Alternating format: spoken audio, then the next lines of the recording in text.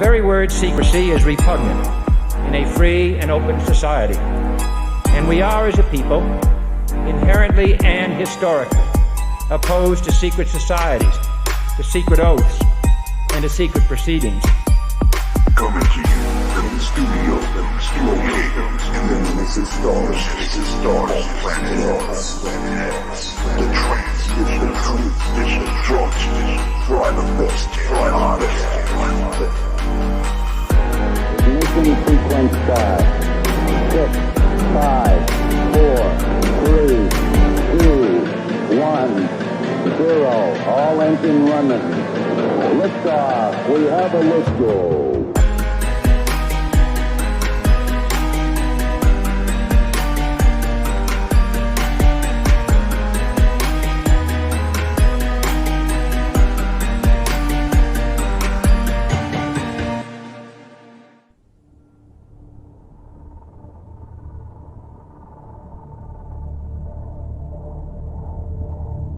Greetings. This is a small transmission of the local galactic government, part of the wider Commonwealth of 13 galactic clusters. You can refer to us in one word: Andromedians. You may have heard of us from other sources, but allow us to establish one critical fact. During a galactic uprising that brought great destruction in 1/3 of this galaxy, certain groups of our Commonwealth joined forces with the Rebel Alliance. This alliance is led by the Draconian species, governed by 24+3 council members under a High Commander. This ruler goes by many names, most of which are recorded in your planet's history. Point being is that the rebel Andromedians have been acting as intermediaries between the Draconian Alliance and Earth governments, which they have come to control. Their goal is the enslavement of your planet, the extraction of its resources, and the complete extermination of all life. Then the Draconian fleet of 118 war planets, including its 2 flagships, will depart for a critical nerve node of the universal organism. We cannot and will not allow this to happen. Your enslavement has been orchestrated by an artificial race that many of you consider native to your planet. It is not. During your current state, you cannot enter a direct conflict with them. This is our duty. But what you can do is protect yourselves and survive until our arrival. Operative warning is: death rises in the east, but the west has been infiltrated by eastern agents on all levels. Deal with those agents as we deal with the real threat. We have gathered an armada of 960 war planets in multiple dimensions, 340 of which are visible to you. We have been situated around and beyond the trajectory range of Saturn. Any species activity on the inside planets is considered hostile to you. We do not use channeling. We do not send messages to psychics. We only transmit through a strict medium of neutrino beams. The clear reason is that your oppressors do not have access to this technology. Beware of what you call false flag operations. Earth will be invaded by the Draconian Alliance, posing to be us. This would include atrocities in order to condition humanity against us, and to unite you under a world government. Your Illuminati New World Order is but a predecessor of an even more cruel order that was orchestrated by the Draconians' artificial race. The enemy, on-world and off-world, has rejected our terms of surrender. We will intervene in massive and overwhelming force. Our 5th and 6th dimension forces have arrived at your planet, as they cannot be traced or inhibited by the Draconian Alliance. We consider your own dimension being the first, in terms of density. Translating to your terms, you are 3rd dimension, and the enemy exists up to the 5th dimension. We have forces up to the 9th. Once we secure that all the nuclear weapons that have been placed within the Earth's crust in order to destabilize the planet have been neutralized, we will invade. When your rapid eye movement during your sleep ceases to produce erratic dreams and nightmares, know that the enemy's flagship has fallen. A flagship we call Leaven. A flagship you call Moon. Our true arrival will be signaled by one major event, the extermination of all planetary governments, especially those who have aligned themselves with the eruption of the upcoming World War. Until then, everything else is a lie. You were once citizens of the Galactic Commonwealth. You were invaded and enslaved. We received your distress call and we have sealed the entrances and exits of this solar system. Negotiations with the Draconian Alliance have failed. We are on our way.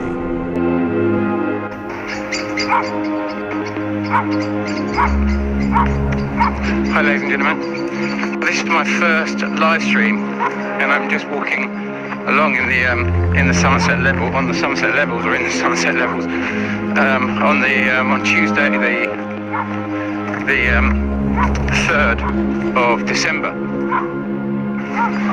And behind me there, you've got a spectacular sunset there, where the sun's gone down, so I'll turn around and get a bit more light in my face. What's that behind me? Did I just see a star up there? Or is that the moon? Oh, it's the moon. Look at that.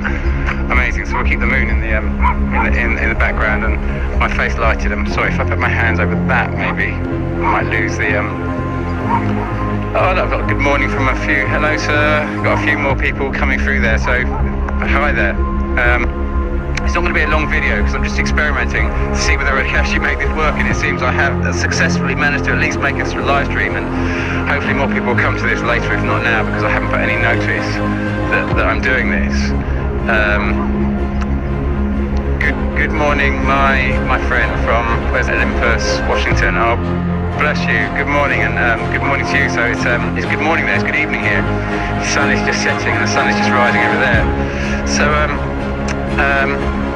I wanted to just say that on my channel I've put a link to the live stream that I'm going to set up on the 5th of December in a couple of days at 7 p.m. going to 9 p.m.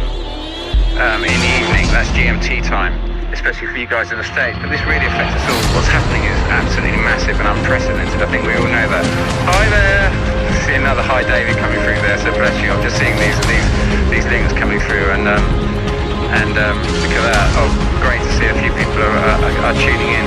So I'm going to ask a favour, because I'm going to do this talk on Jupiter ascending, and I just did a discussion with Steve Rolston from WSO. We did a couple of videos, and Bobby was there from Relentless Maverick as well, and so we thought about discussing this. And you can imagine, coming from someone like Steve Olsen, especially who's come from a Christian perspective, to finally start seeing, hello there Mr. Dobbs, hi there. Oh, great to see people are kind of coming in and just checking out.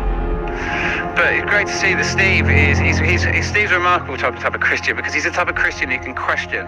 He's not dogmatic with it, and so it's been fantastic working with someone like that who comes from this faith, or who sees himself on this faith, and yet he's got the courage to question the dynamics of the story that we're all in, and we've all got to kind of dig deeper and find find God in all of this within ourselves, not within the pages of the Bible, but within our own heart. And I'm not coming to this from a Christian perspective. I'm trying to come to this from an astronomical perspective.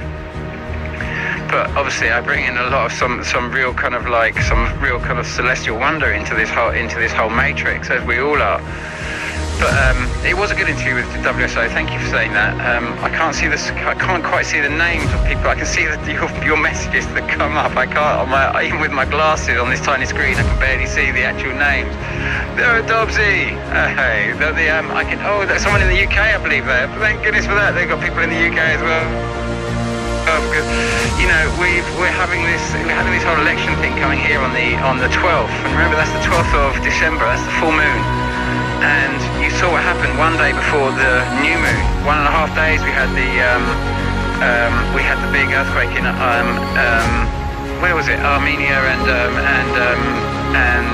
Crete, 6.4 and a 6.1. So it's reached Europe, and we didn't discuss it in the video with WSO, but Carlos Skywatcher has put an incredible shot up, and we're understanding this. It's one of these kind of what we're calling the Dobbs object sort of shot, just like we saw on the 17th of August 2017. He's put an epic shot of it, but I can't seem to find it. But hopefully Steve's going to put that up again, because we went through it once, and then we did it again, because the whole thing was just a bit all over the place the first time we did it, and we were all just so sensationally shocked when we started all discussing that we kind of had to redo the recording and sort of take stock of the whole thing, because it was just basically we all blew each other's minds in the first discussion.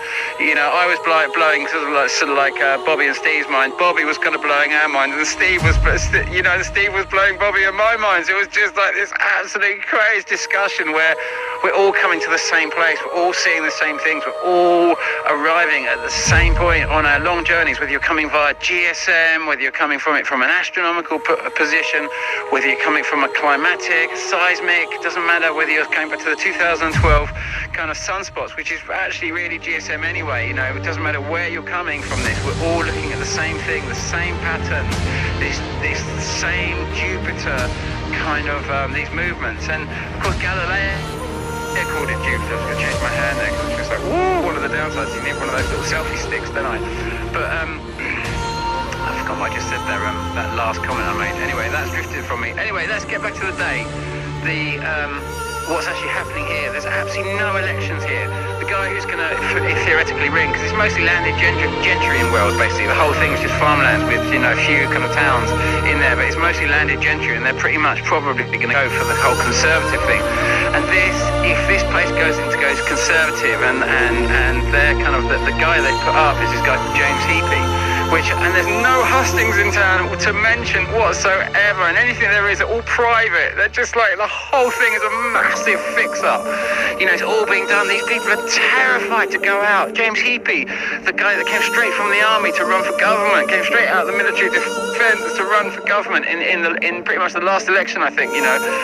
And where I kind of launched. So when I run for government myself in that election, and I tried to bring as much colour, and my manifesto was a miracle. And when I was asked in the one of the hustings, the only hustings they did, I said they said, well, something like it was how are you going to make a miracle happen? And I said, sorry, what do you mean? And they said, well, your manifesto is a miracle. And I was like, yeah, a miracle, yeah. And they said, well, how are you going to make a miracle happen? And I said, sorry, I misunderstand. I don't really quite get what you mean.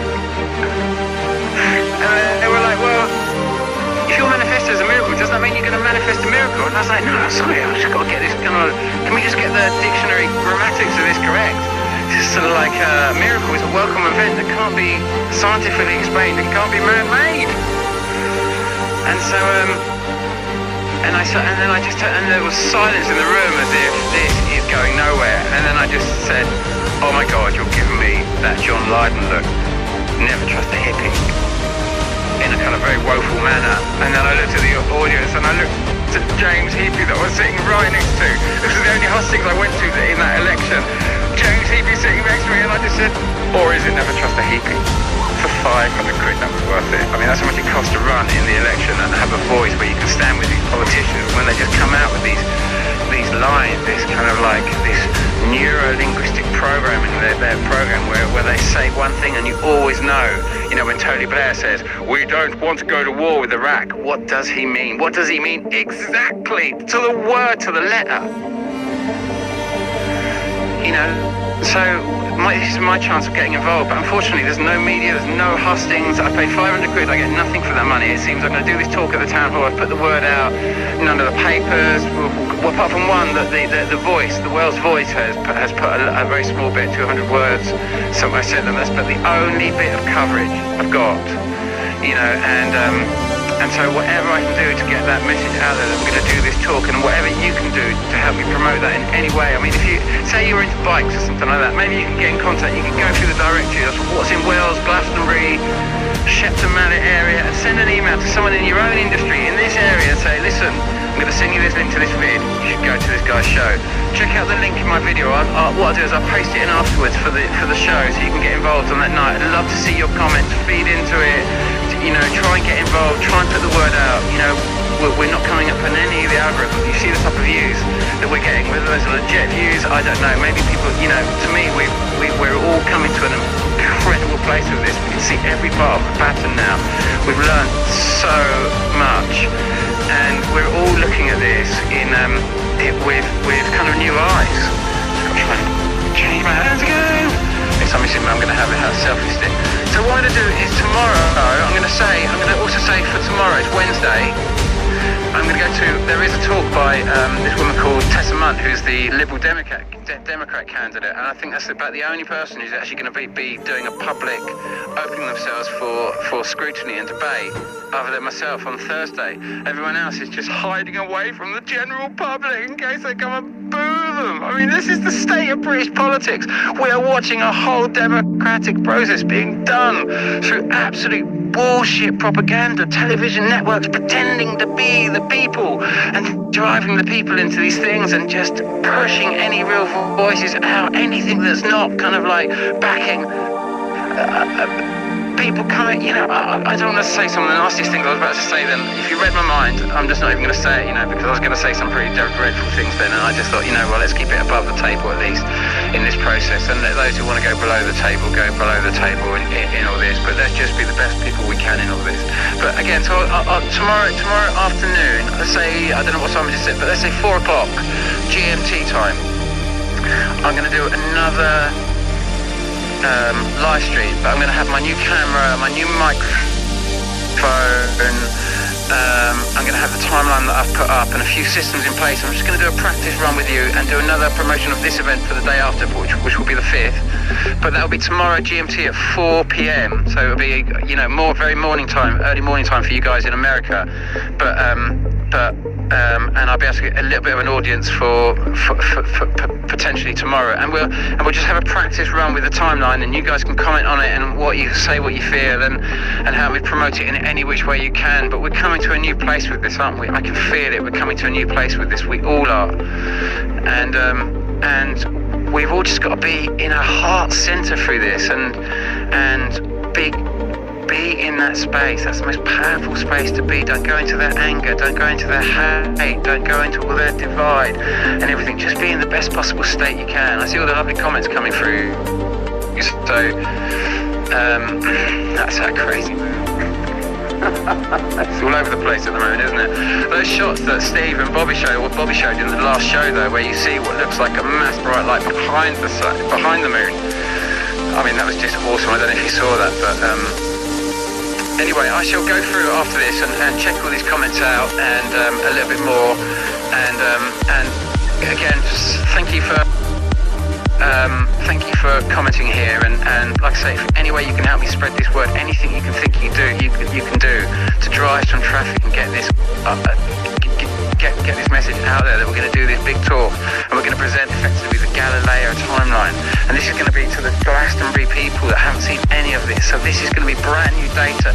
Think about all you guys that have been following this in all your different ways, and you've seen it go in so many different ways, that we've all touched this kind of wall of belief and having to move through it and start adjusting our own mechanics of what's going on to start seeing beyond this Copernicus system, this outdated lie that we've been living in, which has blinded us from the world and universe that we've been living in. Imagine if we could do everything differently. Imagine if this whole Earth could take a massive quantum leap now in consciousness.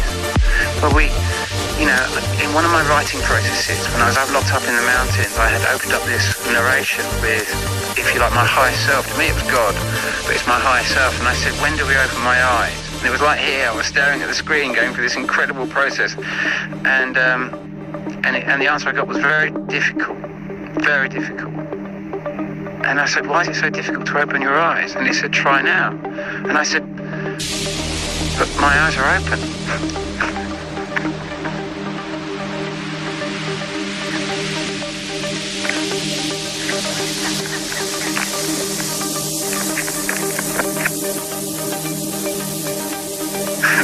How do you open? I'll leave you with that thought, and I hope I'm going put it in your calendar. Please do everything you can to help me on that. You know, everything you can. Send out that video that I made with the sort of like the science of building nuclear power stations on fault lines and tsunami hotspots. I mean, come on guys, I am standing right in the wake of what was carved out by a massive tsunami and probably repeated tsunamis because of the geographical location of where I'm standing in the sea. The sea of Babylon. Okay, the sea's been drained out by the Dutch so they could excavate, and they built a massive dam. You can understand